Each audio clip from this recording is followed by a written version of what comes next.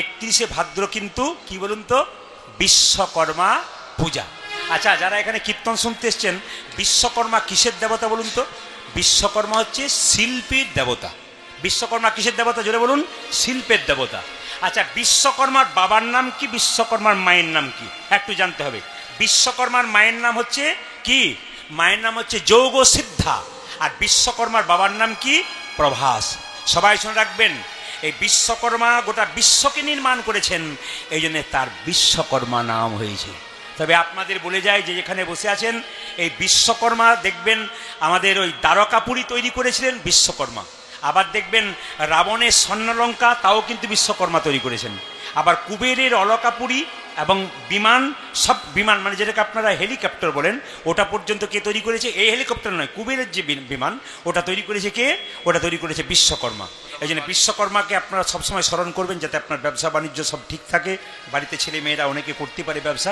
সবাইকে বলে রাখি, বিশ্বকর্মাকে আপনারা লক্ষ্য করবেন, বিশ্বকর্মা কিন্তু মা দুর্গা, যখন কিছুদিন পরে দুর্গা পূজা আসছে না, তো মা দুর্গা দেখবেন ওই অসুরকে হত্যা করেছিল, মহিষাসুর মর্দিনী মা, তখন দেখবেন মায়ের হাতে যে বর্ষাটা আছে, বর্ষা, ওটা কিন্তু বিশ্বকর্মার তৈরি।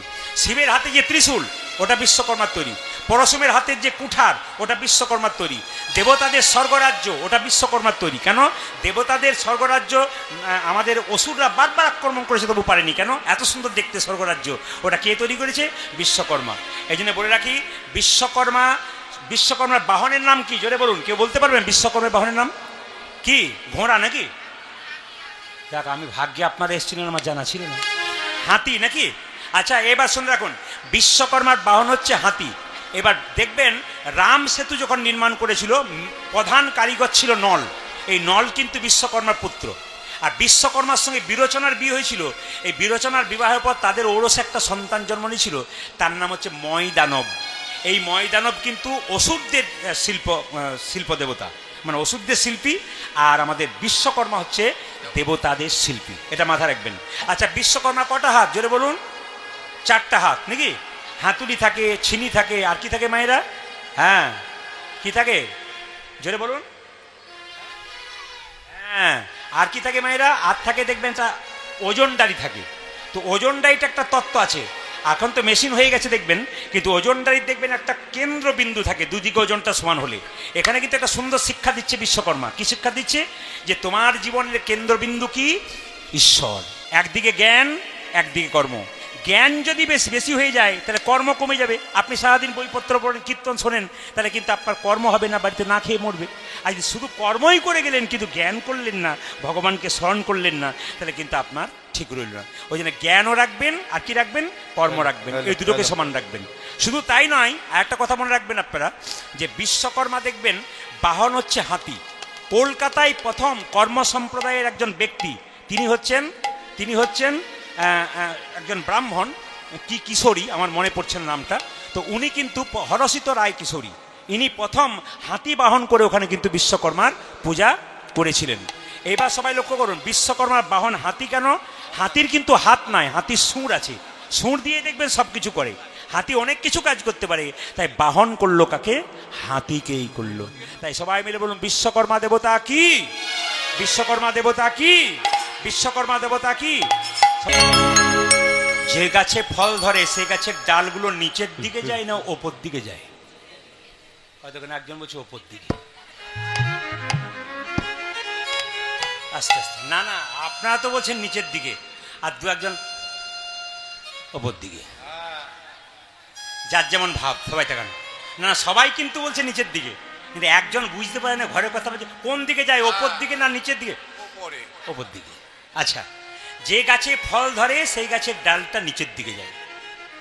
সোনার কলসি যতই দামি হোক, একজনের কাছে কিন্তু মাথা নিচু করতে হয়। আপনি কয়েকশো কোটি টাকার মালিক হবেন, যদি বৈষ্ণবের চরণে মাথা নত না করেন, আপনার সোনার কলসি পড়ে দাও।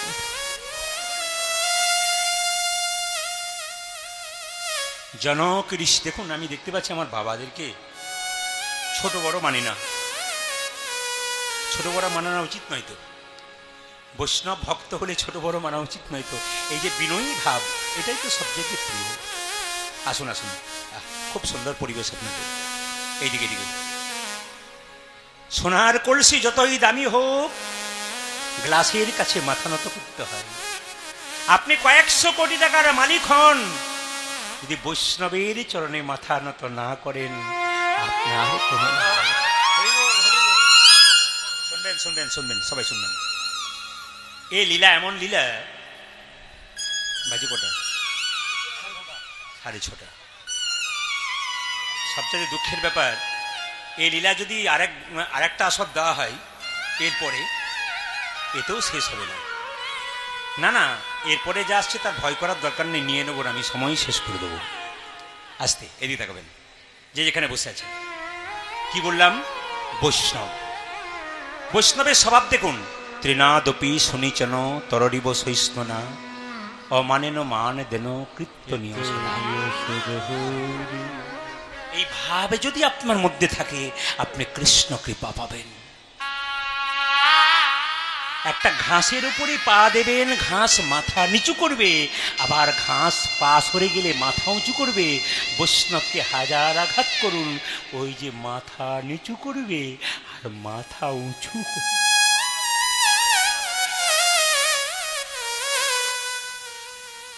ভগবান কোথায়? ওইখানেই তো আছে। মাথাটা নিচু করুন, দেখবেন আপনার লাভ। যে যত নিচু তুমি যদি হও নিচু, তবে তুমি পাবে কিছু। উঁচু হলে পাবার চান্স নাই, নিচু হতে হয়। যে যেখানে বসে আছেন মন দিয়ে শুনবেন, একবার মন দিয়ে। আর বৈষ্ণবের স্বভাবটা কেমন মায়েরা? তররিব সহিষ্ণুনা। গাছকে কাটবেন, গাছ যতক্ষণ না মাটিতে পড়ছে ততক্ষণ ছায়া দান করবে, ফল দান করবে। বৈষ্ণবকে যতই আঘাত করুন, মাটিতে পড়ার আগে পর্যন্ত হরে কৃষ্ণ মহামন্ত্র দান।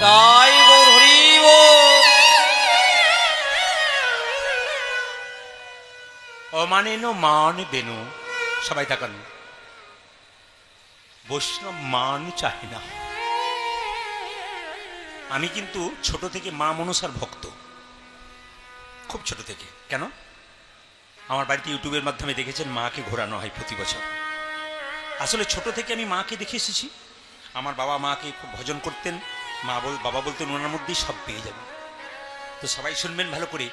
তো মায়ের মন্দিরে আমার জেঠিমা একটা প্রদীপ দিয়ে বলেছিল, যদি ছেলে হয় তাহলে প্রদীপ নামটাই রাখবো। আমার বাবা আমাকে ধানবাদে পাঠিয়েছিল উকালিতি পড়বার জন্য। কীর্তনে কোনো ভবিষ্যৎ নেই, চলো ওইদিকে পড়াশোনা করতে হবে। কাগজ টাকা 2 নম্বরই হয়ে গেল, ফিরে এলাম। বর্ধমান ইংরেজিতে আমি করতে গেলাম, আমার বন্ধু বান্ধব সবাই চাকরি পেয়ে গেল, আমি নিলাম না। এই রাস্তায় এলাম। এখন বহু বন্ধু বান্ধব বলে, আমরা তো সরকারের চাকর হলাম, আর তুই এমন একজনের চাকর হলি যার জন্য এত এত সাধুগুরু বৈষ্ণবের চরণ ধুলি লাভ।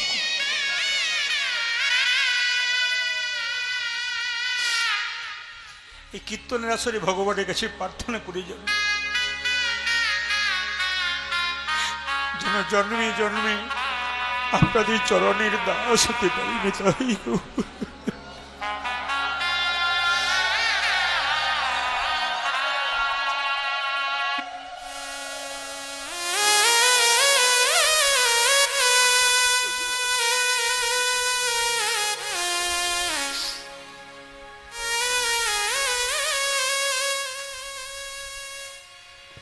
শেষে আমি যখন কীর্তন শিখে গেলাম, বহু ভক্ত বৈষ্ণব আমার বাড়িতে আসতে লাগলো। আমার বাবা তখন আমাকে বলল, নিশ্চয়ই কীর্তনে কিছু পাই, ওই জন্য তোর কাছে এত লোক ছুটে আসে। করোনার সময় আমার বাবা মারা গেছেন, কিন্তু করোনাতে নয়, স্ট্রোক হয়ে, 85 বছর বয়স। তার তখন তো কীর্তন বন্ধ ছিল। আমি ডাক্তারবাবুকে দেখিয়ে বাড়ি থেকে ফিরছি। যে ডাক্তারবাবুকে দেখাচ্ছেন তিনি বলছেন, আপনার গান তো আমি প্রতিদিন রাত্রিবেলায় শুনি, সারাদিন প্রায় 150 রুগী দেখে, খুব বড় ডাক্তার, কিন্তু ডাক্তারবাবু কোনদিন প্যান্ট শার্ট পরে না, পাজামা পাঞ্জাবি পরে। আর গীতার ছবিটাকে, মানে ভগবান শ্রীকৃষ্ণ কুরুক্ষেত্রে যুদ্ধ করছেন, তো ঘোড়ার উপরে মানে রথের উপরে শ্রীকৃষ্ণ অর্জুন বসে আছে, ওই ছবিটা সামনে রেখেছেন। উনি বললেন, সব কীর্তন আপনার শুনি। বাবা শুনলেন। আবার গাড়িতে দাঁড়িয়েছি, বাবা বললো একটু নামবো, একটু দরকার আছে, প্রস্রাবে যাব। বাবার বয়স তখন অনেক নেমেছে। একটা বাচ্চা ছেলে গরু চড়াচ্ছিল, ছাতা নিয়ে সে ছুটে বলছে, বললো, কাকু কাকু আপনার কি, আপনি তো প্রদীপ পাল, আপনাকে বাবা তখন বললো, হ্যাঁ রে, কিছু এমন দিয়েছিস যাতে ডাক্তারবাবুরও বুঝতে পারে, আর একটা রাখাল বাগাল ছেলে পড়াশুনো জানে না, ও বুঝতে পারে। অতি সহজ ভাষায় কীর্তনটাকে মানুষের মধ্যে দে, জীবন সফল। বাবা আমাকে শেষে বলে গিয়েছিলেন, কীর্তনে যদি কাঁদাতে না পারিস আর নিজে কাঁদতে না পারিস, তাহলে কীর্তনই হলো না। তো এ কথা বলেছিলেন, যদি কীর্তন শুনে মানুষ কাঁদতে না পারলো, চোখের জল না বেরোলো, তবে কীর্তন শুনে কি লাভ? কীর্তনের মধ্যে 5 রকমের রস আছে, হাসিও আছে, সব আছে, কিন্তু আসল প্রেম যদি জাগাতে হয়, আপনাদের চোখের জল না পড়লো, আপনি কি শিখলেন? নদী জল দেয়, আসতে, নদী জল দেয়, গাছ ফল দেয়, নিজের জন্য নয় অপরের জন্য।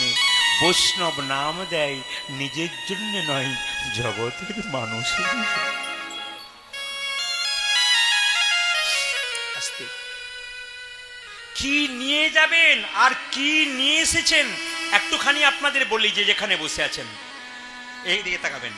কি নিয়ে যাবেন আর কি নিয়ে এসেছেন সবাই তাকান।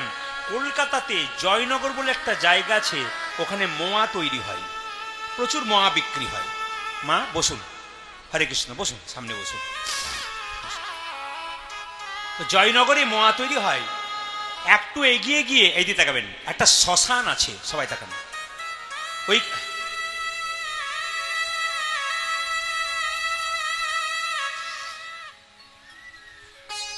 একটা শ্মশান আছে মায়েরা, সবাই লক্ষ্য করবেন। ছেলেগুলো কীর্তন করতে গেলে ওইখানে দাঁড়ালে বলে, দাদা এর দোকানে একটু চা, ভালো করে একটু চা খাই। তা আমি দেখতে পেলাম একটা মৃতদেহ, এদিকে তাকাবেন, একটা মৃতদেহ নিয়ে আসা হলো মায়েরা। কয়েকশো কোটি টাকার মালিক, ফুল দিয়ে সাজিয়ে সুন্দর গাড়িতে চাপিয়ে তার বাড়ির লোক শ্মশানে নিয়ে আসছে। শ্মশানের চিতাতে তাকে শুয়ে দিয়েছে। কিছুক্ষণ পরে দেখলাম একটা ছেঁড়া তালায় খড়ের দড়ি দিয়ে কয়েকজন নাকে কাপড় বেঁধে একটা লোককে কাঁধে করে নিয়ে আসছে শ্মশানে শোয়াবে বলে। সবাই তাকান, একদিকে শুয়ে আছে কয়েকশো কোটি টাকার মালিক, আর একদিকে শুয়ে আছে রাস্তার ভিখারি। ভিখারিটা যেন বলতে চাইছে, বাবু আমি যখন জীবিত ছিলাম, তুমি যখন জীবিত ছিলে, তখন তোমার বাড়িতে কতবার গেছি দুটো পয়সার জন্য, তুমি লোক পাঠিয়ে দিয়েছো, আমাকে একবার দেখা দাও নাই। আজকে দুজন দুজনের পাশাপাশি শুয়ে আছি, বাবু কি বুঝলে জীবনের শেষটা? তখন সেই ভদ্রলোক যেন বলতে লাগলো, বলতে চাইলো, ওরে আসার সময় এক, যাবার সময় এক, মাঝখানে আমি বড় লোক আর তুমি ঘড়ি। আসার সময় আর যাবার সময়, মাঝখানে আমি বড় লোক। অভিমান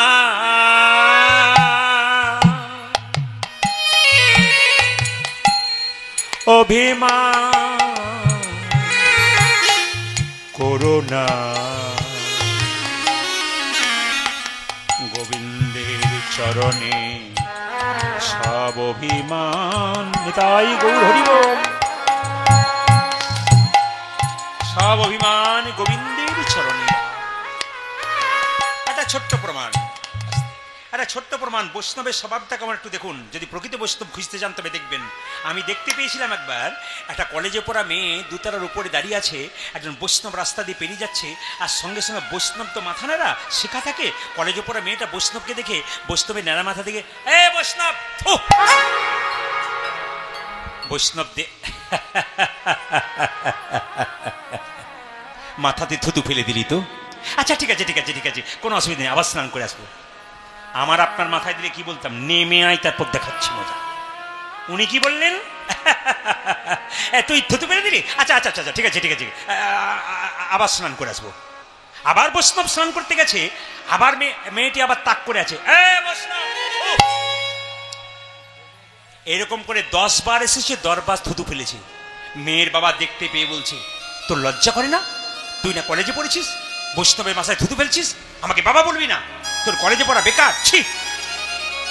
বৈষ্ণব বলছে, আপনার মেয়েকে আপনি বকবেন না, আপনার মেয়ের জন্য একটা বিরাট লাভ হয়ে গেছে। আমার মেয়ে আপনার মাথায় থুতু ফেলেছে আর আপনার উপকার হয়ে গেছে। হ্যাঁ, আমি শাস্ত্রে শুনেছি একবার গঙ্গা স্নান করলে এক জন্মের পাপ দূর হয়। আপনার মেয়ে আমার মাথায় 10 বার থুতু ফেলেছে, আমি 10 বার স্নান করেছি, আমার জন্ম জন্মান্তরের যত। তিনি হচ্ছেন বৈষ্ণব। সবাই লক্ষ্য করুন, যেই না মায়েরা লক্ষ্য করুন, দুজন মিলে, দু ভাই মুকুন্দ এবং নরহরি, দু ভাই মিলে যখন এরকম করে দাঁড়িয়ে আছে, তখন মহাপ্রভু কি করলো? ভক্ত যদি কাই মনে কোনো বাঞ্ছা করে, ভগবানের সাধ্য নাই সেই বাঞ্ছা নাহি পুরে। ভক্ত যদি কাই মনে কোনো বাঞ্ছা করে, ভগবানের সাধ্য নাই সেই বাঞ্ছা নাহি পুরে। মহাপ্রভু বললেন, শিবাস দেরি করো না, দু ভাই আমাকে দেখতে এসেছে অত দূর থেকে, একবার দেখা দিয়েছি চলো। দু ভাই মিলে মহাপ্রভুকে দেখছে, আর মহাপ্রভু কীর্তন করতে করতে যাচ্ছেন সুরধনী গঙ্গা দিয়ে। যেই না, আচ্ছা যদি কীর্তন শুনছেন মন দিয়ে, তাহলে ধরা পড়ে যাবে কে শুনছেন কে শুনছেন না, জোরে বলবেন। মুকুন্দ সরকার যখন কীর্তন গান গাইছে, নবাবকে একজন পাখা করছে, মেয়ে না ছেলে? জোরে বলুন, জোরে বলুন। যিনি ঘুমাচ্ছেন তিনি বলুন, মেয়ে। আচ্ছা, ওই মেয়েটার হাতে কিসের পাখা ছিল? প্লাস্টিকের না তালপাতার? এ তো দেখছি সুন্দর শুনছেন না, আপনারা তো শুনবেন। যেখানে কীর্তন বোঝে না তারাও বলে আমরাও বুঝতে পেরে গেলাম। তাহলে আচ্ছা, ওর মধ্যে কাকের পালক ছিল না কোকিলের পালক? ময়ূরে।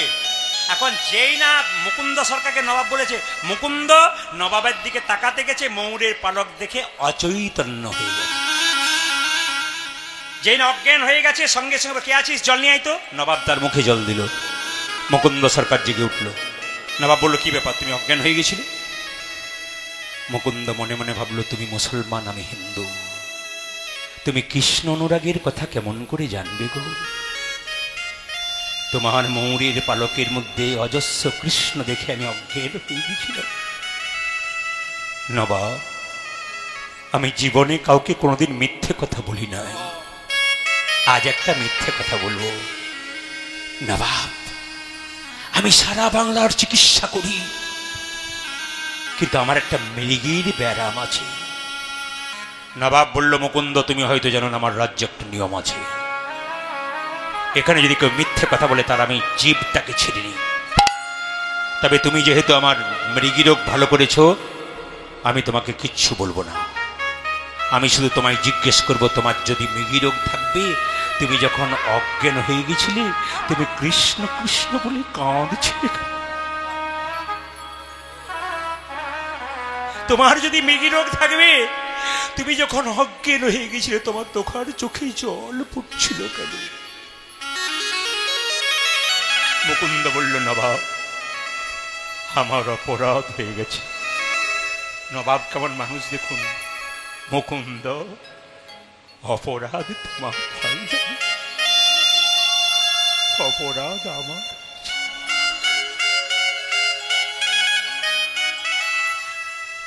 এই জগতে যে কৃষ্ণ ভক্ত হয়, সে কারো কেনা গোলাম হয় না, ভগবানের দাস।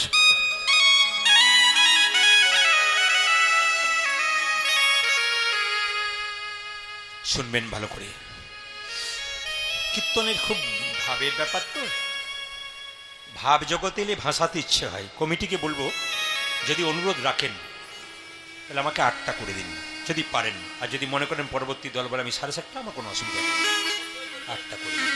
আসতে মায়েরা একটু মন দিয়েছে। আপনার তো অসুবিধা নেই তো? হাত তুলুন, কাঁধে কাঁধে অসুবিধা আছে সবার? বেশ বেশ বেশ বেশ বেশ, অসুবিধা কারো নেই, হাত নামান। হ্যাঁ হ্যাঁ হ্যাঁ, এইদিকে দিকে। অনেকে আবার তাড়াতাড়ি ফোনটা বের করছে, খোকা 7:30টায় হলো না রে, 8টায়, একটু পরে যাচ্ছি, তোর বাবাকে বল। যায়নি তাই, এই দিকে তাকান, যে যেখানে বসে আছে। ভক্ত যেমন ভগবানের চরণ পছন্দ করে, ভগবানও ভক্তের চরণ পছন্দ করে।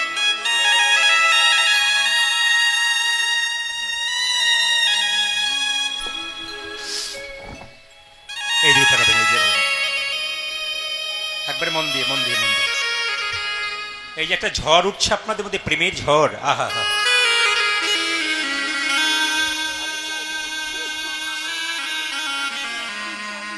আপনাদের আসরে এসে খুব অভিভূত, এত প্রেমের ঝড় উঠছে আপনাদের, বাহ বাহ, দারুণ দারুণ, খুশি খুব আমি আপনাদের মতো ভক্ত পেয়ে। হরি বল।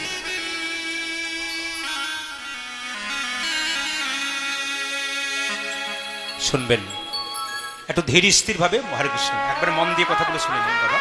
মায়েরা এইদিকে এইদিকে, হ্যাঁ শেষে শেষে শেষে কীর্তনটা করতে দিন, তারপরে প্রণাম করবেন আপনারা, আস্তে আস্তে আস্তে, ধীরে ধীরে। বসুন বসুন মায়েরা বসুন, প্রণাম করবেন না, এখন প্রণাম করবেন না, বসুন, নমস্কার করুন, দূর থেকে নমস্কার, কীর্তনটা করতে দিন, কীর্তনটা করতে দিন, আস্তে। যে যেখানে বসে আছেন একবারে ভক্তি ভরে, বৈষ্ণব বাবাদের ওখানে এত এত ভক্ত আছেন আমার বাবারা, আমি তাদের মুখগুলো দেখছি, কম বয়সের ভাইয়েরা বসে আছেন, কিন্তু ওদের মুখ দেখেই বুঝতে পারছি ভক্তিতে আপ্লুত আছে ভেতর। ফল্গু নদীর যেমন ভেতরে জল আছে বুঝতে পারা যায় না, অনেক ভক্ত প্রচুর চারিদিকে বসে আছে, ওনাদের মাথার ওড়ানো, ওনাদের ভাব দেখেই বুঝতে পেরেছি আপনাদের ভক্তির ফল্গুধারা ভেতরে আছে, থাকুক আপনাদের পরবর্তী সন্তান সন্ততি যেন এরকম হরিবাসরে বুঝতে পারে, আপনাদের মতো ভক্তি ভরে কীর্তন শুনতে পারে, এটা আমি চাই। ভগবান যে ভক্তের চরণ ভালোবাসে তার প্রমাণটা দেখুন। ভগবান শ্রীকৃষ্ণ যখন গোষ্ঠে ছিলেন, একবার খেলা খেলতে চেয়েছিলেন, 24 জন বন্ধু 24টা পাতা নিয়েছিলেন, বটপাতা, আর 24টা পাতা নিয়ে বলল একটা পাতাতে ফুটো থাকবে, যে ফুটো পাতাটা পাবে সে সবাইকে একবার করে কাঁধে চাপিয়ে নিয়ে বেড়াবে। পাতাগুলো যখন ভাগ করে দেওয়া হলো, সবাই গোটা গোটা পাতা পেল, কিন্তু ভগবান ফুটো পাতাটা পেল। আসলে ভগবানের কপালে কখনো ছিদ্র পাতা যোগে জোটে তা নয়, ভগবান নিজের ইচ্ছাতে নিলেন।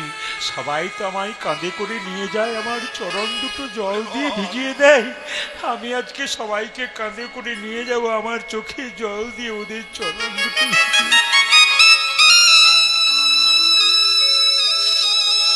শুনবেন শুনবেন, একবারে শব্দ না করে শুনবেন, একটু বলে যাই। কুরুক্ষেত্রের যুদ্ধে কৃষ্ণ যখন জয়লাভ করলেন, সবাই তাকালেন, জয়লাভ করলেন, কুন্তিকে প্রণাম করে কৃষ্ণ বলল, পিসি আমি যাই। মায়েরা, ছেলে যদি ঘর থেকে কাজে যায়, মাকে প্রণাম করে বলে মা আমি যাই, মা কি বলে, খোকা যাই বলতে নেই রে, হাসি বলতে। কুন্তি কৃষ্ণকে বলল, আমি বুঝতে পারলাম রে কৃষ্ণ, তুই আর কোনোদিন আসবি না। কেন পিসি? অন্যদিন প্রণাম করে বলিস পিসি আমি আসি, আজকে বলছিস যাই, এর থেকে বুঝলাম তুই আর কোনোদিন আসবি। হরে কৃষ্ণ, আমি বুঝে নিলাম বাবা, তুই কাঙালের ভগবান, তুই ভিখারির ভগবান, তুই বড় লোকের ভগবান নোস। পিসি প্রমাণ কি? যতদিন পঞ্চপাণ্ডব রাজ্য ছেড়ে সংসার ছেড়ে বনে বনে ঘুরে বেড়াচ্ছিল, ততদিন তাদের সঙ্গে ছিলি, তারা যখন রাজ ঐশ্বর্য পেয়ে গেল তখন তাদের ছেড়ে চলে গেলি, এর থেকে বুঝলাম তুই ভিখারির ভগবান, কাঙালের ভগবান।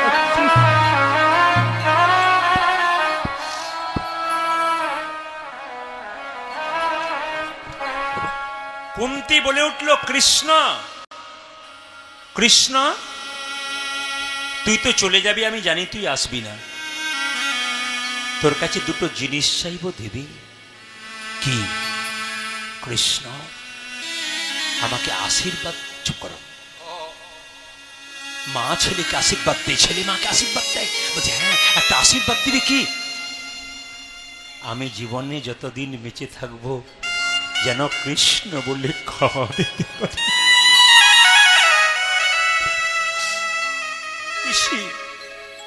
কৃষ্ণ বলে কেঁদে তোমার কি লাভ? কুন্তি বলে উঠলো, এ জগতে যারা কৃষ্ণ বলে কেঁদেছে একমাত্র তারাই জানে কৃষ্ণ বলে কাঁদাতে কথা। তুই আমায় সম্পদ দিস না, তুই আমায় বিপদ দে। সম্পদ দিলে তোরে ভুলে যাব, আর বিপদ দিলে তোকে মনে রাখবো। মায়েরা, সুখ আর দুঃখ, একদিন রাস্তায় গলা ধরে ধরে কাঁদছে, দুঃখ বলছে সুখ বলছে কৃষ্ণ, দুঃখ বলছে কৃষ্ণ সুখ তোকে সবাই চাই আর আমাকে কেউ চায় না। সুখ তখন বলছে আমাকে সবাই চাই, কিন্তু আমাকে পেলে ভগবানকে ভুলে যায়, আর তোকে যারা পায় তারা ভগবানকে আবার স্মরণ করতে থাকে।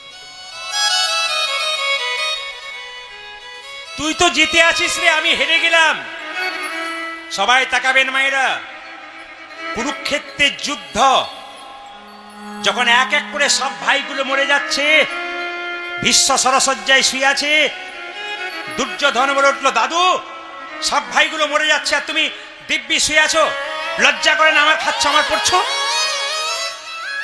ভীষ্ম বলল, দাদু ভাই আজকে রাত্রিতে তোর স্ত্রী ভানুমতিকে আমার কাছে আনবি, আমাকে প্রণাম করবে, তাকে আশীর্বাদ করে দেবো, দীর্ঘায়ু হোক।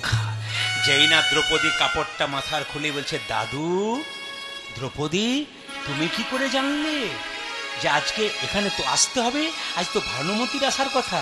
দ্রৌপদী বলল, দাদু এ জগতে কোনো ঘটনা ঘটলে কেউ জানুক আর না জানুক, একজন জানে, অন্তর্যামী ভগবান কৃষ্ণ। জিজ্ঞাসা করলো, ভীষ্ম জিজ্ঞাসা করলো, কৃষ্ণ কই, কৃষ্ণ কই?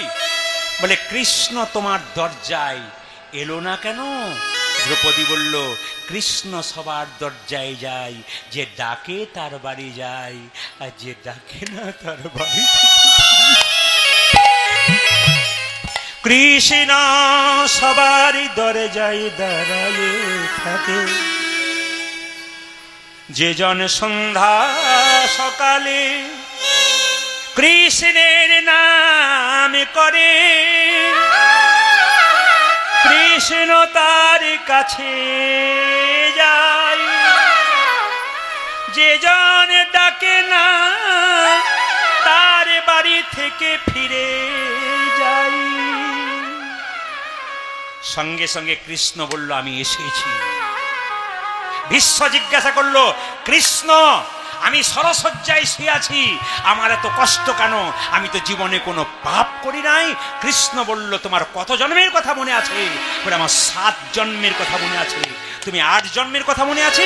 বলে, না, 8 জন্মে তুমি ছিলে একজন রাজপুত্র, একটা বিষধর সাপ রাস্তা দিয়ে যাচ্ছিল, তোমার হাতে বেতের লাঠি ছিল, তুমি লাঠি দিয়ে বিষধর সাপটাকে কাঁটার ঝোপে ফেলে দিয়েছিলে। বিষধরের সাপের বংশধর তাকে বাঁচানোর চেষ্টা করলো, কিন্তু বাঁচাতে পারল না। সুতরাং সে ভগবানকে ডেকেছিল আর বলেছিল, হে জগন্নাথ, আমি যেমন কাঁটার ঝোপে পড়ে মরলাম, আমার সারা বংশ বাঁচাতে পারল না, এই রাজপুত্র যেন একদিন কাঁটায় বিঁধে মরে, একে কেউ কোনোদিন বাঁচাতে না পারে। যে যেমন কর্ম করে, কর্ম করে তার তেমন ফল হয়। কি দল চলে এসেছে, দল যদি দাঁড়িয়ে থাকে আর একটা দলের খারাপ লাগে। ওরা তো আমাদেরই সবাই, আমাদেরই অংশীদার, আমাদেরই ভালোবাসার মানুষ। ওরা আসবে, সবাই মিলে একটু লক্ষ্য করুন। ছোট্ট রঘুনন্দন নাড়ু খাইয়েছে গোপীনাথকে, শর্ট করে বলে দিলাম, একবারে শহরে অনেকটা জায়গা ছিল। আর সবাই মিলে একটু হাত তুলে, অদ্যপি খণ্ডপুরে অর্ধনাড়ু আছে করে, অদ্যপি খণ্ডপুরে অর্ধনাড়ু আছে করে। শ্রীখণ্ড বাড়ি ফিরে, শ্রীখণ্ডে ফিরে গেল কে বলুন তো? মুকুন্দ সরকার। তার স্ত্রীর গর্ভ থেকে একটা সন্তান হলো সরস্বতী পুজোর দিনে। আর সেই সন্তান যখন বড় হলো তখন গোপীনাথকে নাড়ু খাওয়ালো। এই নাড়ু খাওয়ালো তো ভগবান দেখলো নাড়ু যখন খাচ্ছে, ভগবান অর্ধেকটা খেয়েছে আর তার বাবা দরজাটা খুলে দেখছে নাড়ু অর্ধেক হয়েছে। অর্ধেক নয়, পাথরের নাড়ু। বলছে, ভগবান বলছে, তুই কি দেখছিস? সঙ্গে সঙ্গে মুকুন্দ সরকারের ছেলে রঘুনন্দন বলল, আমি দেখতে পাচ্ছি তুমি নাড়ু খাচ্ছ। বাবা বলছে, না, আমি পাথরের নাড়ু দেখছি। তুই তার বাবার মাথায় হাত দে, দেখতে পাবে আমি আসল নাড়ু খাচ্ছি। যেই না বাবার মাথায় হাত দিয়েছে ছেলে, কি দেখলো? অদ্যপি খণ্ডপুরে অর্ধনাড়ু আছে, অদ্যপি খণ্ডপুরে অর্ধনাড়ু আছে বলে, অদ্যপি খণ্ডপুরে অর্ধনাড়ু আছে, অদ্যপি খণ্ডপুরে অর্ধনাড়ু আছে করে। দেখে যত ভক্তগণ জনে জানে, দেখে যত ভক্তগণ জনে জানে, দেখে যত ভক্তগণ জনে জানে, দেখে যত ভক্তগণ জনে জনে। ব্রজের মদন যেই শিরগুণন্দন, আজ ব্রজের মদন যেই শিরগুণন্দন সে, ব্রজের মদন যেই শিরগুণন্দন, আজ ব্রজের মদন শিরগুণন্দন সে। উদ্ধব দাসরস ভনে ভনে, আজ উদ্ধব দাসরস ভনে ভনে,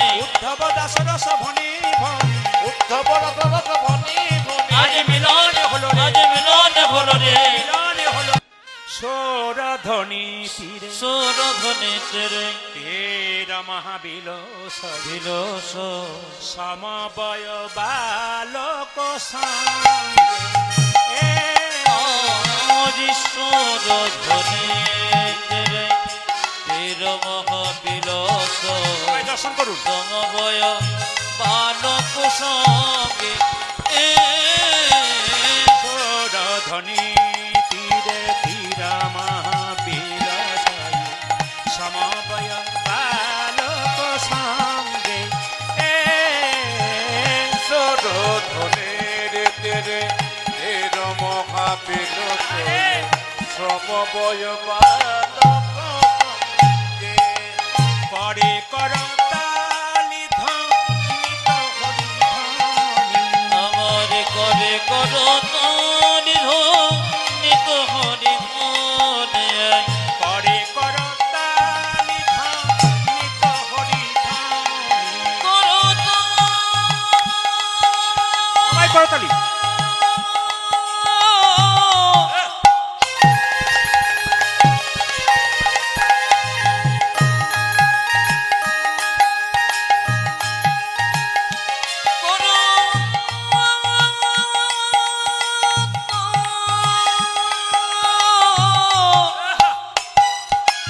করে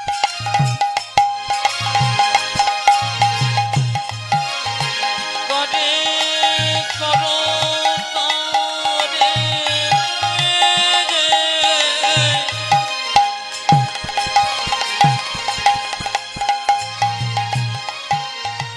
করে করো আরে উলধ্বনি মায়েরা।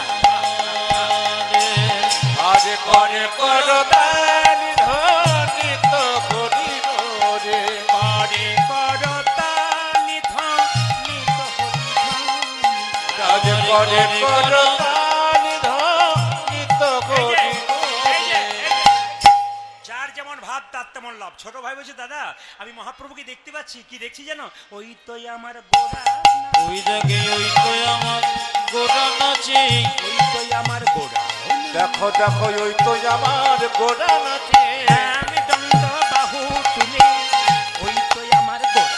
ওই দেখো থেমে দণ্ড বাহু তুলে ওই তো আমার গোড়া নাচে আমি দণ্ড বাহু তুলে, ওই তো আমার গোড়া। দেখো আমি দণ্ড বাহু তুলে ওই তো আমার গোড়া নাচে ছোট ভাই বলছে আমি দেখছি গোড়া নাচছে, বড় ভাই বলছে না না আমি দেখছি আর একজন নাচছে। কে নাচছে? ওই তো গোড়াই।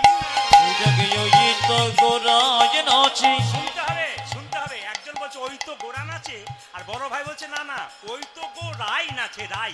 ওই তো গোড়াই নাচে, দেখো ওই তো গোড়াই নাচে ওই তো গোড়াই নাচে। আমার ওই তো গোড়াই নাচে তরে যার শ্যাম নাচে, বাইরে ও গোড়াই। আমার অন্তরঙ্গে শ্যাম নাচে বাজিরে গোড়াই নাচে অন্তরে যার শ্যাম নাচে, বাইরে ও গোড়াই। ও জানি অন্তরে যার শ্যাম নাচে বাইরে গোড়াই নাচে সরধরে তেরে তের মহাবিলাস সমবয় বালক সঙ্গে সরধনের তেরে তের মহাবিলাস সমবয় বালক ভাইরা, দেখুন দেখুন, ভক্ত যখন ভগবানকে ডাকে, ভগবান একটু পরীক্ষা করে দেখে এ আমার কতখানি হয়েছে। এই যে আপনারা কীর্তন শুনতে এসছেন, কিছু মনে করবেন না, আমি প্রথমেই বলেছি আপনার মনের মধ্যে কি চলছে প্রদীপ পাল জানছে না, ভগবান জানছে। এই না বারবার বলবো কীর্তন শুনবেন, মনটাকে ঠিক রাখবেন। আপনার মন কতখানি ভগবানকে দিয়েছেন প্রদীপ পাল বুঝতে পারছেন না, কিন্তু উনি বুঝতে পারছেন। উনি অন্তর্যামী, আপনার অন্তরে বসে আছেন। কতখানি ওনার কথা এখানে ভাবছেন। যখন এখানে বসে থাকবেন কোনো বাইরের কথা ভাববেন না, কৃষ্ণের কথা ভাবুন। যতক্ষণ তার কথা ভাববেন ততক্ষণ আপনার লাভ আছে। যে যথামাং প্রপদ্যন্তে তাং ততৈব ভজাম্যহম। যে আমাকে যেমনভাবে ভালোবাসে আমি তাকে তেমনভাবে ভালোবাসি, ভগবান নিজের মুখে বলছে। আপনি 4 ঘন্টা কীর্তন শুনতে এসে আপনি যতক্ষণ ভগবানের চরণে মন দেবেন, ভগবান আপনাকে ততক্ষণই ভালোবাসবে। সবাই লক্ষ্য করুন, শ্রীবাস এসে মহাপ্রভু বলল শ্রীবাসকে, বলো শ্রীবাস বলে দাও ওদের মধ্যে যে ছোট ভাই সে আমার সঙ্গে সারা জীবন থাকবে, আর যে বড় ভাই তাকে বলে দাও সে আমার 100 জন্ম কৃপা পাবে না। এটা কিরকম হয়ে গেল? আচ্ছা, কমিটির দাদা ভাইরা কারা আছেন একটু হাত তুলবেন। বেশ, আমার সময় কিন্তু 7টা বাজতে চলো নাকি, তো 4টে থেকে কটা বটে, 4টে থেকে কটা কটা 7:30। আচ্ছা ঠিক আছে, 7:30 পর্যন্ত চালাই, তারপর দেখি কি করা যায়, মানে এতেও পূর্ণ হবে না, তবে একটু বলে যাই, মন দিয়ে শুনবেন সবাই। হ্যাঁ, ছোট ভাইকে কি বললো মায়েরা বলুন? ছোট ভাইয়ের জন্য বললো সে আমার সঙ্গে সারা জীবন থাকবে, বলে দাও। আর যে বড় ভাই সে 100 জন্ম কৃপা পাবে না। ভগবান ধাক্কা মেরে দেখলো যে না, শ্রীবাস বললো এই যে তোমাদের মধ্যে ছোট ভাইকে আমি, কি নাম? আমার নাম নরহরি সরকার, এ তোমার জন্য প্রভু বলেছে তুমি প্রভুর সঙ্গে সারা জীবন থাকবে। বড় ভাই বলছে আমার জন্য কি বলেছে? আমি যে আগে আগে এলাম, ও আনন্দে বলছে আমি যে আগে আগে এলাম, ও যে পেছন। ভগবান বলেছে তুমি 100 জন্ম সঙ্গ পাবে না। যেই না বলেছে 100 জন্ম সঙ্গ পাবে না, অমনি বড় ভাই নাচতে শুরু করেছে, জয় গৌর। শ্রীবাস বলছে তুমি কি করলে? তোমার ভাইকে বললো 100 জন্ম কৃপা পাবে না, তোমার ভাই 100 জন্ম কৃপা পাবে, তোমার ভাই পেলো, তোমাকে বললো 100 জন্ম কৃপা পাবে না, তুমি নাচতে শুরু করেছো কেন? শ্রীবাস আমাকে যদি মহাপ্রভু বলতো, শ্রীবাস বলছে মুকুন্দ আমাকে যদি মহাপ্রভু বলতে 100 জন্ম কৃপা পাবে না, আমি তো একবারে দুঃখ পেতাম, আর তুমি কাঁদছো কেন? আমি তো বিষ খেয়ে আত্মহত্যা করে দিতাম। কে বলছে? শ্রীবাস। এ কথা শুনে মুকুন্দ বলছে শোনো শোনো শ্রীবাস, আমি 100 জন্ম পরে কৃপা পাবো, এ কথা শুনে নাচছি কেন জানো? আমাকে যদি প্রভু বলতো কোনো জন্মে কৃপা পাবো না, তাহলে আমি না হয় বিষ খেয়ে আত্মহত্যা করে দিতাম। প্রভু বলেছে 100 জন্ম কৃপা পাবো না, 100 জন্ময় আমি কৃষ্ণ কৃষ্ণ বলে কেঁদে বেড়াবো। যখনই 100 জন্ম পেরিয়ে যাবে, 101 জন্মে আমি 101 জন্মে প্রভু সঙ্গ পাব। 101 জন্মে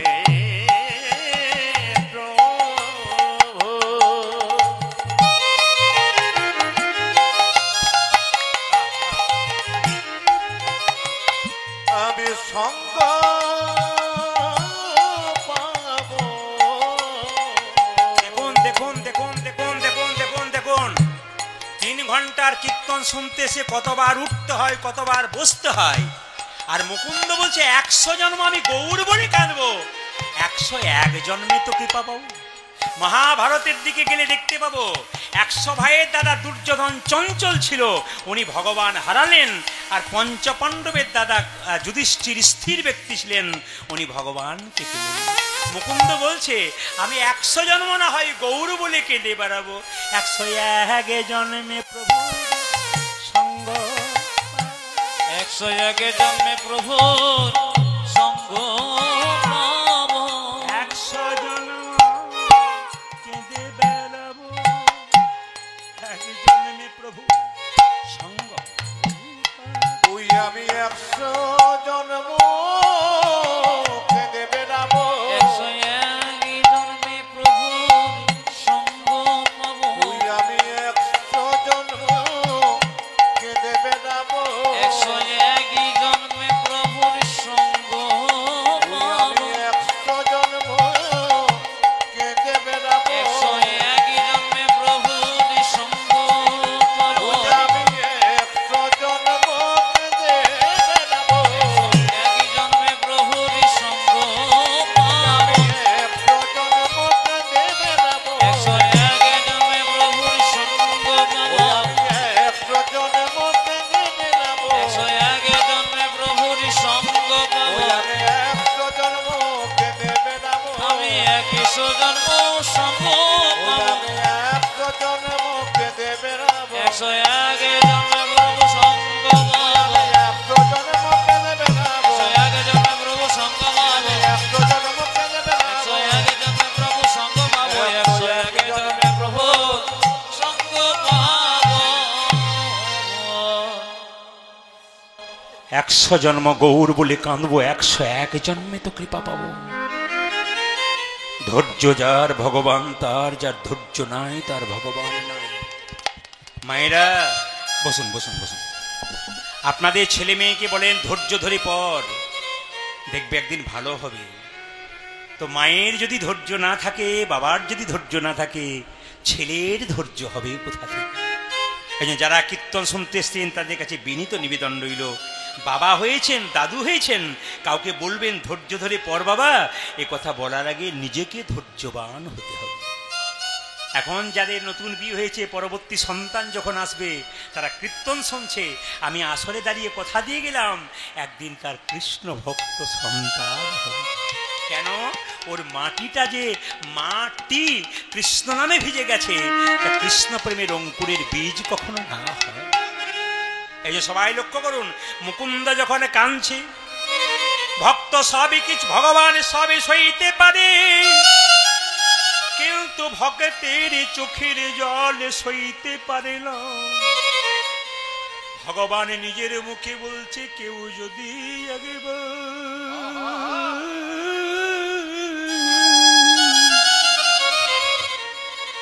কেউ যদি একবার নয়নের জল দিয়ে আমার চরণে ধুয়াই দিতে পারে, চরণে ধুয়ে দিতে পারে, এক জন্মে নয় জন্মে জন্মে তার আমি চরণের দাস, তার চরণের দাস হয়ে যায়। মায়েরা, মুকুন্দ যখন কাঁদছে তখন মুকুন্দ বলছে, মুকুন্দ তুমি কেঁদো না, তোমার মাথায় হাত দিয়ে আশীর্বাদ দিলাম, তুমি বাড়ি ফিরে যাও, আর বাড়িতে গিয়ে প্রত্যেক দিন গোপীনাথের পুজো করবে আর গরিবদের চিকিৎসা করবে, প্রথমে গরিবদের পরে বড় লোকের। শোনো মুকুন্দ, তুমি বাড়ি ফিরে যাও, গোপীনাথের মন্দিরে পুজো করো আর জীবের দ্বারে হরিনাম করো। ফিরে যাও, ফিরে যাও, ফিরে যাও শিখণ্ডে, ফিরে যাও, ফিরে যাও, ফিরে যাও শিখণ্ডে, ফিরে যাও, আজ ফিরে যাও, ফিরে যাও শিখণ্ডে, ফিরে যাও, ফিরে যাও, যাও যাও, ফিরে যাও, যাও যাও, ফিরে যাও, ফিরে যাও শিখণ্ডে, ফিরে যাও, ফিরে যাও, ফিরে যাও শিখণ্ডে, ফিরে যাও। আজ ফিরে যাও, ফিরে যাও শিখণ্ডে, ফিরে যাও।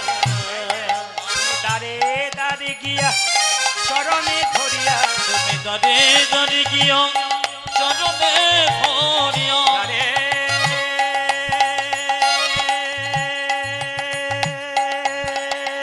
উলোধ্বনি,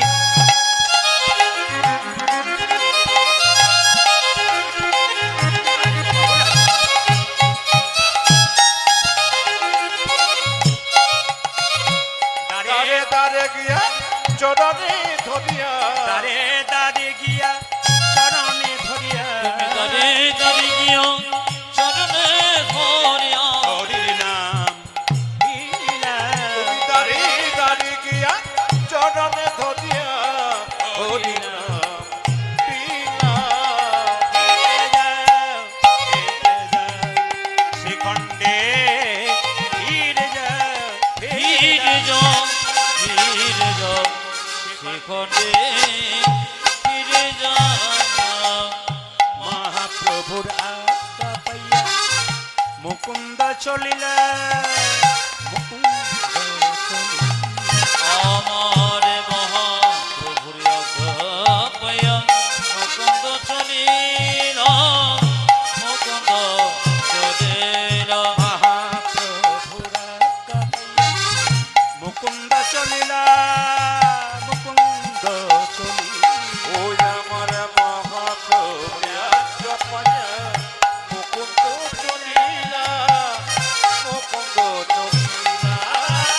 শ্রীখণ্ড গ্রামেতে, আমি শিখণ্ড প্রেমেতে যাচ্ছি, শ্রীখণ্ড গ্রামেতে, শ্রীখণ্ড গ্রামেতে আছি, উপনীত হইলা, উপনীত হইলা।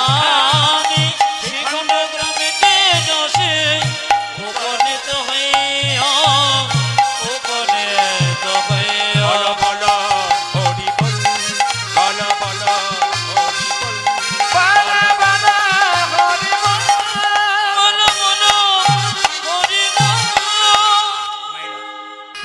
সরকার বাড়ি ফিরে এলো, একটা গোপীনাথের মন্দিরে পুজো করতে লাগলো, আর কেঁদে কেঁদে বলল, ও গো গোপীনাথ,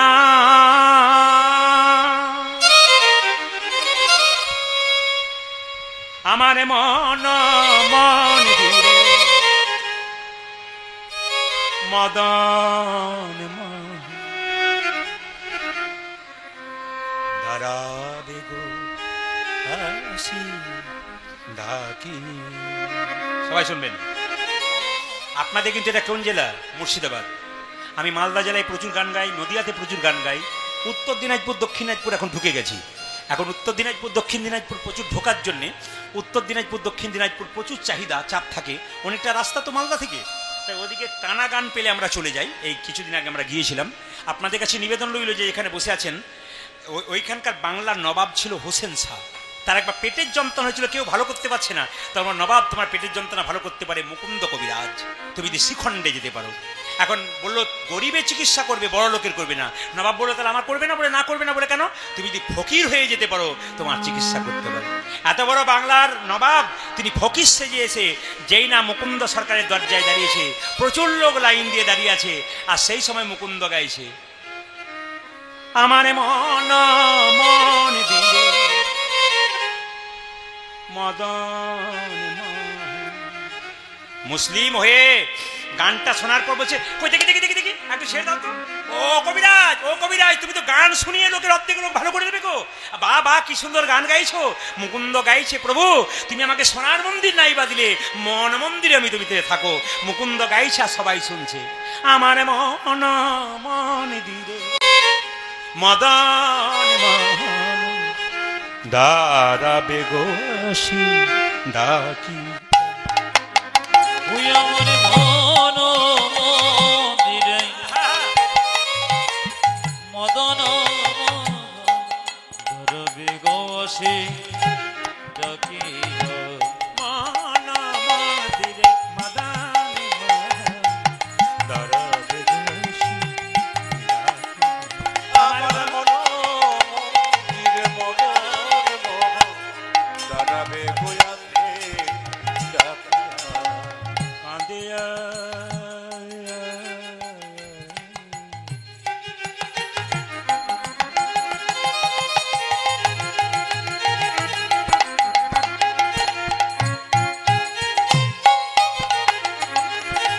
কাঁদিয়া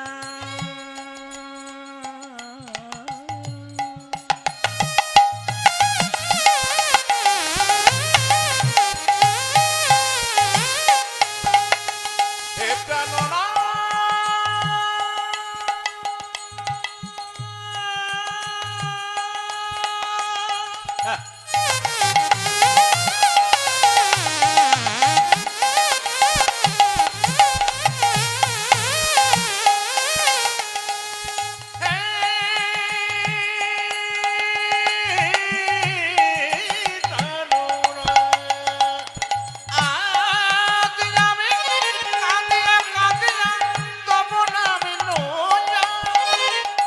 আমি কাঁদিয়া কাঁদিয়া তব নাম লই।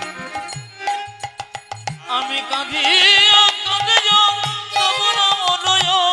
নয়ন জলে বউ ভাসাইয়া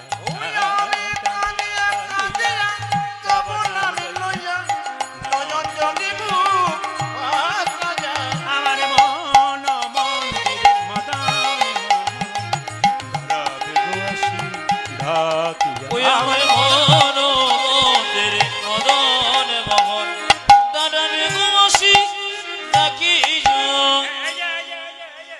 আপনাকে রাখছি। এই যে আপনাকে ওই যে মাঝে আপনি আসুন। চশমা পরে আপনি আপনি আপনি এদিকে আসুন। চশমা পরে আপনি। হ্যাঁ ওই মাঝে।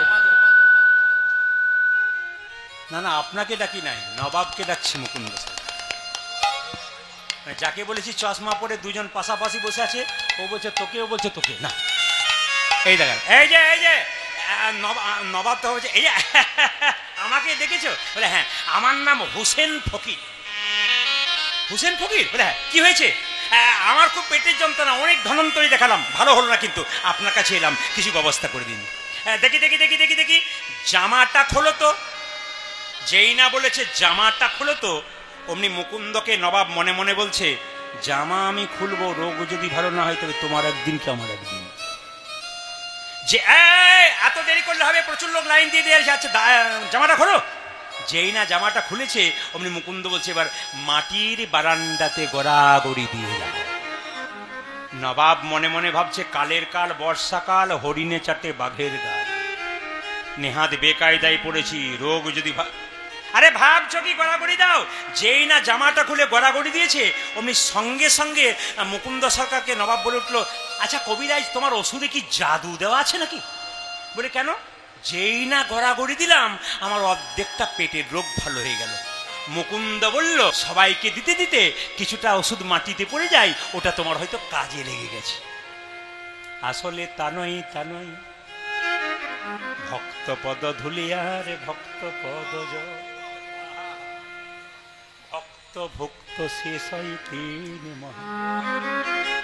শুধু কীর্তনে শুনলে হবে না, শুধু হরিনাম, শুধু হরিনামে শুনলে হবে না। ভক্ত যেখানে বসে কীর্তন শোনে, কীর্তনের শেষে যদি সেই ধুলাতে একবার গড়াগড়ি দেয়, ভক্তের আশীর্বাদে ভগবানের কৃপা। হ্যাঁ বাবা, হ্যাঁ হ্যাঁ হ্যাঁ, খুব ভালো, খুব ভালো, খুব ভালো। আমি খুব গর্বিত, আমি খুব গর্বিত, আমি খুব খুশি আপনাদের আসরটার জন্যে, কমিটির ছেলের জন্যে প্রভুর কাছে প্রার্থনা করে যাব এই আসর আরো সুন্দর হোক। আপনাদের ভক্তিতে, এত ভক্তি আপনাদের, এত আপ্লুত, আমি খুশি হলাম। তবে কীর্তনটা শেষ হয়ে গেলে একবার ধুলোতে গড়াগড়ি দেবেন, এখন নয়।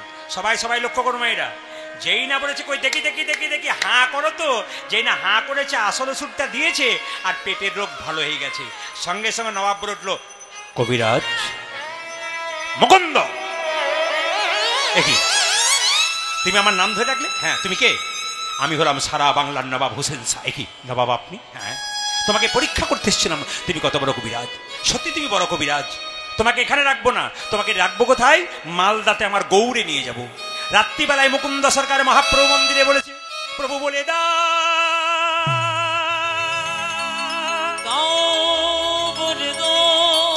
প্রভু বলে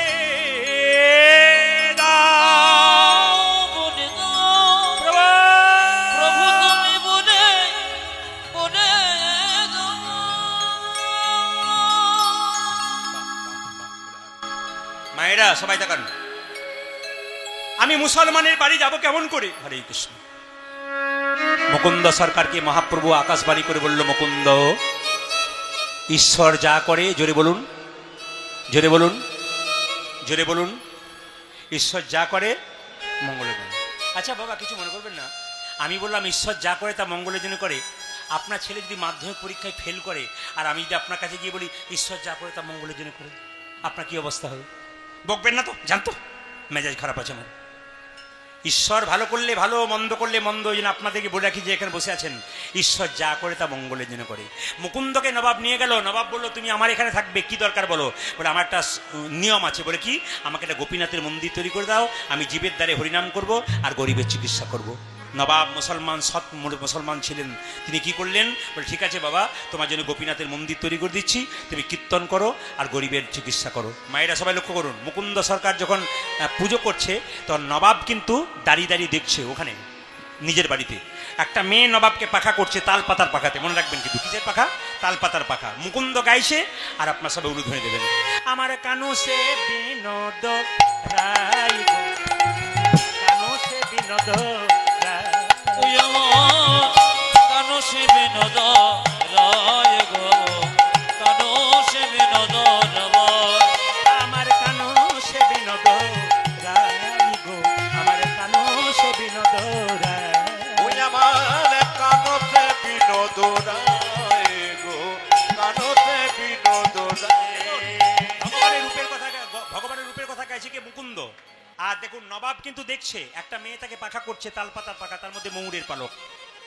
ও তারে বিনোদ চূড়াই, বিনোদ বরিহাই, ও তার বিনোদ চূড়াই, বিনোদ বরিহাই, বিনোদ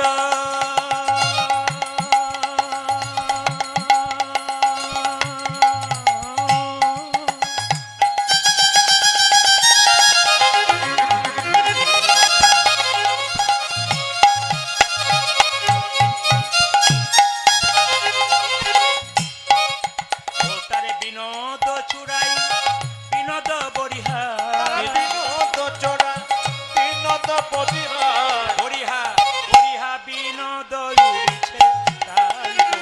ও যে বিনোদ জুটিছে তবাই আমার কানো সে বিনোদ রায় গো কানো সে বিনোদ রবাই আমার কানসে বিনোদ রায় গো কানসে বিনোদ রায় ও মা ও তারে বিনোদ ললাটে বিনোদ তিলক বিনোদ বিনোদ সাজে ও তারে বিনোদ লোলাতে বিনোদ তিলক বিনোদ বিনোদ সাজে মনে করবেন না কীর্তন শুনতে শুনতে আপনারা ঘড়ির দিকে তাকাচ্ছেন না, আমি ঘড়ির দিকে তাকাচ্ছি কেন বলুন তো? আপনাদের মনের আশা পূর্ণ করতে পারবো না বলে। কেন না, ঘড়ি কিন্তু ছুটছে, ও কিন্তু মানছে না। এই দিকে তাকান, যে যেখানে বসে আছেন বর্ণনা করতে গেলে সময় লাগবে। এই যে তিলক নিচ্ছেন ধীরে, এই যে তিলক নিচ্ছেন মায়েরা, কিছু মনে করবেন না। তিলক কিন্তু 5টা আঙ্গুলে নেওয়া যায়, ইউটিউবের মাধ্যমে কেউ শুনেছেন। তিলক দেখবেন এই আঙ্গুলে নেওয়া যায়, এই আঙ্গুলে নেওয়া যায়, এই আঙ্গুলে, এই আঙ্গুলে, এই আঙ্গুলে, আবার এই আঙ্গুলে। দেখুন এই আঙুলে কে দেয়? ভগবানের মন্দিরে ব্রাহ্মণ পুজো করছে, আপনি বলে একটা তিলক দিয়ে দেন তো বাবা। সিঁদুরের ফোঁটা কিন্তু সবসময় যদি প্রকৃত ব্রাহ্মণ হন উনি এই আঙুলে দেবেন, শাস্ত্র নির্দেশ করছে, শুনবেন ভালো করে। যদি প্রকৃত ব্রাহ্মণ হন, পুজো যখন করবে মন্দিরে, সিঁদুরের ফোঁটা আপনি নিতে চাইবেন, উনি দেখবেন আপনাকে এই আঙুলে দেবেন। ধরুন আপনি তিলক নিচ্ছেন, বাবা একটু ফোঁটা দিয়ে দিন তো, আপনার কিন্তু এই আঙুলে ফোঁটা দেওয়ার দরকার। যদি একটু ফোঁটা দেবেন তাহলে এই আঙুলে, এই আঙুলে কাকে তিলক দেবেন? এই আঙুলে তর্জনীতে এই আঙুলে দেবেন। আপনার বাড়িতে কেউ মারা গেছে বা পাশের বাড়িতে কেউ মারা গেছে, মৃত্যুর সময় কপালে একটু তিলক দিতে হয় লোলাটে, তাহলে তাকে কোন আঙুলে দেবেন? মৃত ব্যক্তির কপালে এই আঙুলে তিলক দেবেন। আর এই আঙুলে তিলক কাকে দেবেন? সবাই শোনা করুন, নিজে যখন তিলক নেবেন তখন আঙুলে নিতে গেলে এই আঙুলে নেবেন। আর এই আঙুলে তিলক কাকে দেবেন? ভগবান শ্রীকৃষ্ণ চরণে দেবেন, আর গুরুর চরণে দেবেন এই আঙুলে। আর এই আঙুলে কখন? ভাইয়ের কপালে দিলাম ফোঁটা, জমের দুয়ারে পড়ল কটা, যমুনা দেয় জমকে ফোঁটা, আমি দিই আমার ভাইকে ফোঁটা।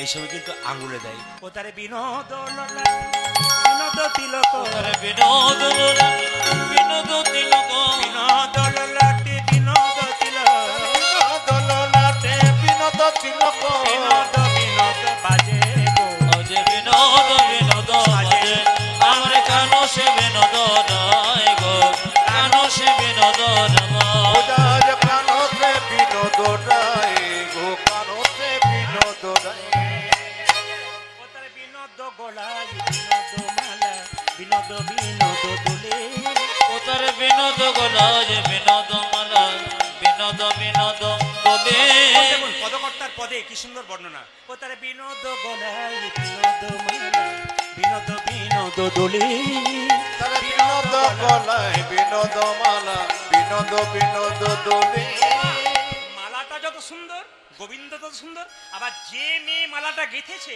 সেই মেয়ে আবার দেখতে সুন্দর। কি বলছে? কোন বিনোদিনী বিনোদ গাঁথনি, কোন বিনোদিনী বিনোদ গাথনে যে মেয়েটি ফুলের মালা গেঁথেছে সেও দেখতে সুন্দরী। কোন বিনোদিনী বিনোদ গাঁথনি, কাজ কোন বিনোদিনী বিনোদ গাথুনি গেঁথেছে বিনোদ ফুলের গো। ও গো গেথেছে বিনোদ ফুলে আমার কানো সে বিনোদ রায় গো কানো সে বিনোদ রবাই আমার কানসে বিনোদ রায় গো কানসে বিনোদ রায় এই দেখো, বিনোদ কর্তৃত্বে বিনোদ ভক্তি, বিনোদ বিনোদ সাজে, ওইটাকে বিনোদ কটিতে বিনোদ ধতি বিনোদ বিনোদ সাজে মা এইদিকে তাকান।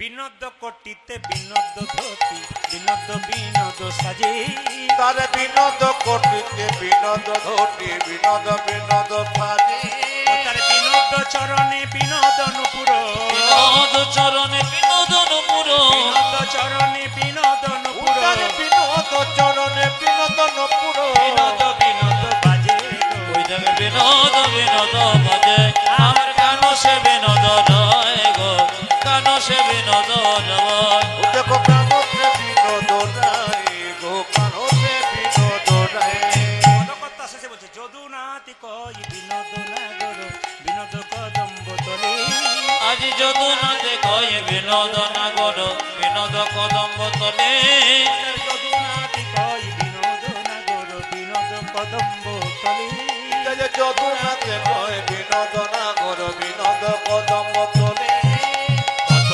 বিনোদিনী বিনোদ হেরিয়া কলসি ভাসে,